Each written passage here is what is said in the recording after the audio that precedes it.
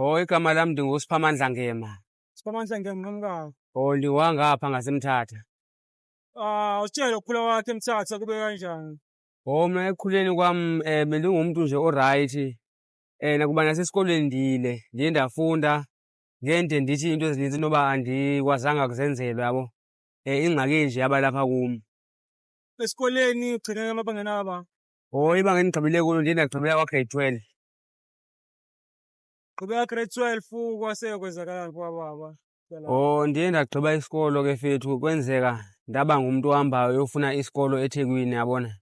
Xa ndifika eThekwini kuye kwenzeka ngenxa yabangani ke mfethu yabo, umntu wa-influwenseka wagqibela sengena kwii-drugs. Ufike ubuzozenza ziphi izifundo eThekwini? Kuba bendenza u-general stream yabo. Ngoba ngathi bendisafuna ama-opportunities enoba engawaxola kuba nasesikolweni bendingapasanga kakuhle. Ufike ezikholeji nemayunivasithi la, wathola isikole noma azange usithole? Ndagqibela ndagqibela ndingasizamanga uyabona. Ngenxa yetshomi. Kwafike kwenzekani? Awusibuyisele ukuthi nje kwafike kwenzekani eThekwini? Ndafika apha ekufikeni kwami. Muphi umnyaka? Ndifike ngo-2020. Ukufika kwami ngo-2020. Ndafika ndakhola indawo yokuhlala. Ndithe xa ndikhola indawo yokuhlala ndamane ndiba ngumntu ovukayo qho ekuseni eyozama ukufaka yabo, ukufaka into zama-piece job nafethu, ndiaplaya nasezikolweni. Kwafumaniseka uba isikolo endasifumana wena fethu kwaba yimalini, sasiyi-3,200 into eyayilapho kwezo ndawo yabo. Kwaba nemali ke andinayo wena fethu uba intloso yam kwakukwenza into enja ne-policing yabona.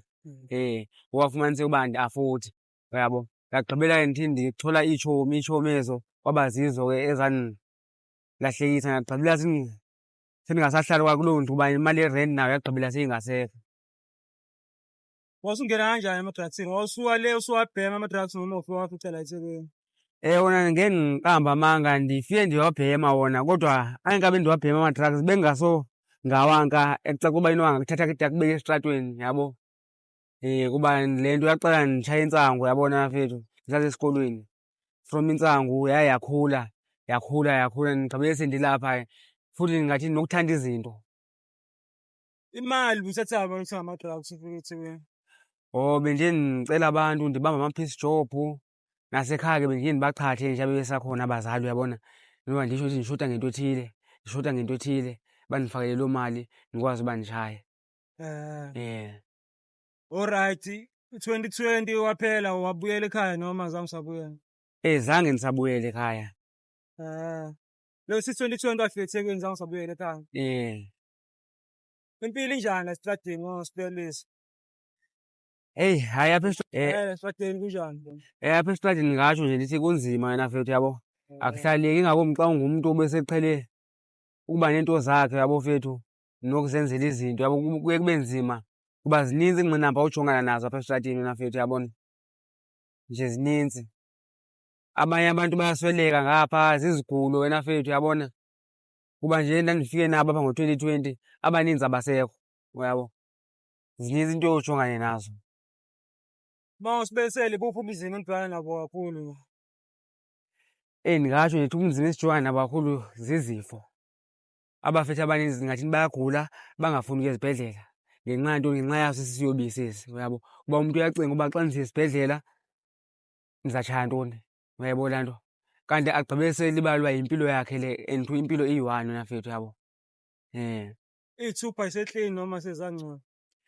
Zona ndingatsho nje ndithi zisaklini zona fethu yabo. And nawo amacala kayenzeka apha esitratini fethu yabona fethu. Uthole uba ndingathini, uthi uzihambele okanye nihleli niyatshaya wena fethu yabo. Kufika amapolisa niyabanjwa apho sowuyatshajwa yi-possession of heroin uyabo laa nto fethu. Ugqibele sowuthini, sowungena nakwi-gangsterism ngaloo ndlela uyabo. Inintsi labantu ngegangsterism futhi igcine libala elilodwa.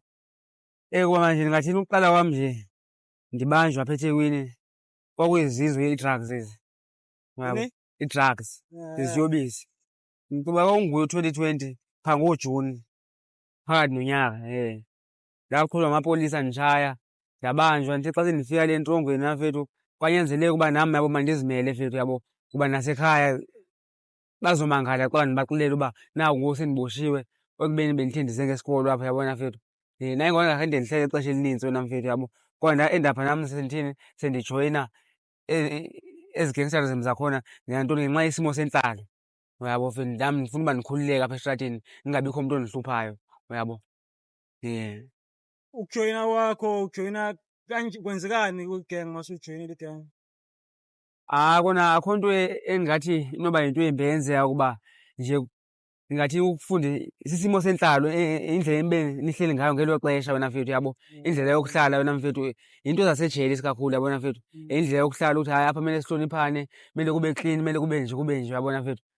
Naxa sowufika phaa ngaphandle abantu baye bathini ube nalaa respect kube ngathi inkulu into ebeyenzeka kanti hayi akho nto etheni bengizama nje ukulungisa isimo sentlalo ngelo xesha wena mfethu uyabo. Uma ungasho abantu bayakhanga kubanjwe inkunzi emgaqweni. Obani ababamba inkunzi? Yile gang ehlala emaflethini or abafuthi bomgaqweni? Yabona kweli xesha langoku yabona xa uliphara ungumntu homeless ofana nam kanje ngeke ude ufane ubambe inkunzi kuba abantu abanintsi bayafa wena mfethu yabo. Abantu abanintsi bebamba inkunzi ngoku ngabantu ngatsho ndithi noba bahlala emaflethini kodwa ngabantu abarayithi uyabo mfethu. Noba kuthiwa vimba uyabo ngeke bade baqapheleke ngoba uyabo xa kuthiwa nje ndim kanje kuthiwa vala nam ndiyabaleka abantu bayabona ukuthi hayi bo nanku senze icala lo mntu uyabona. Ilapho loo nto ene and inkunzi sona isimo sayo noko engasithandi ukwehla sisafana nakuqala xa ndijonga ngoku. Walifela icala ungalazi?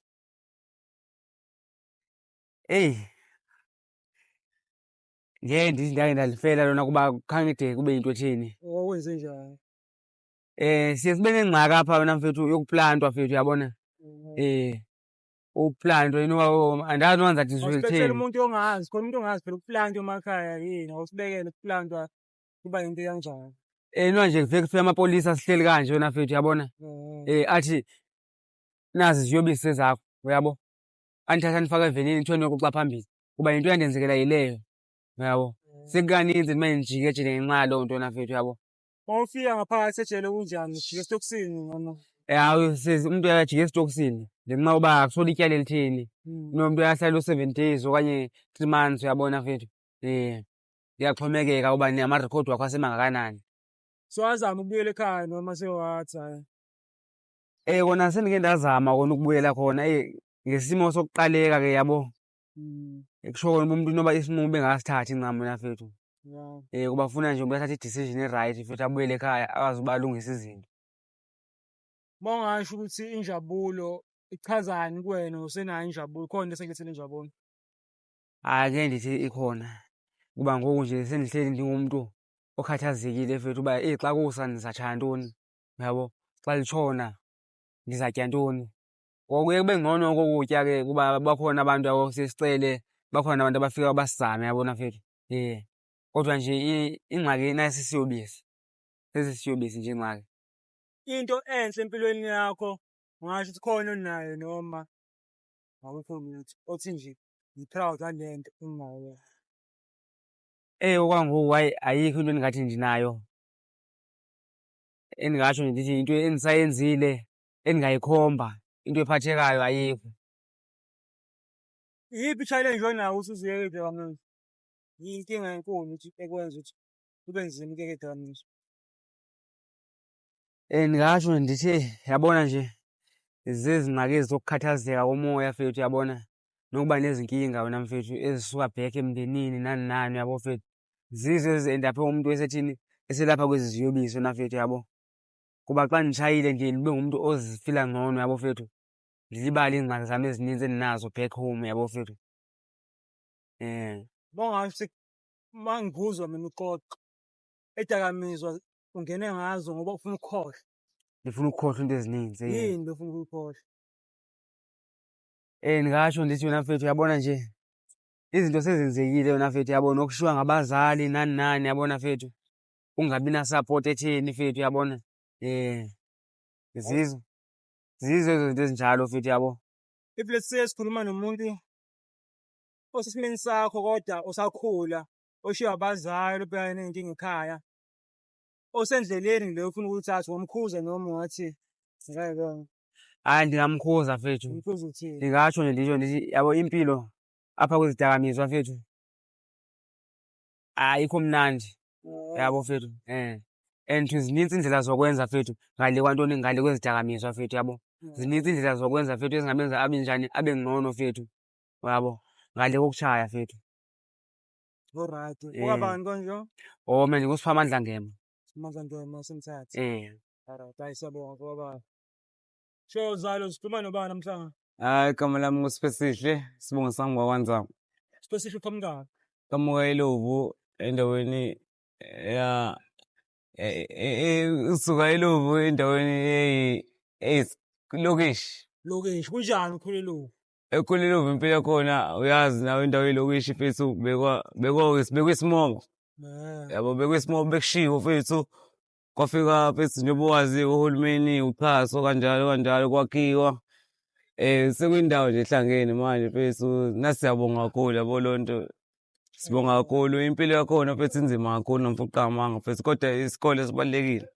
Awusibeke empilweni yaseLovu ukuthi yini ekwenze wena yakuphendula umuntu oyena namhlanje.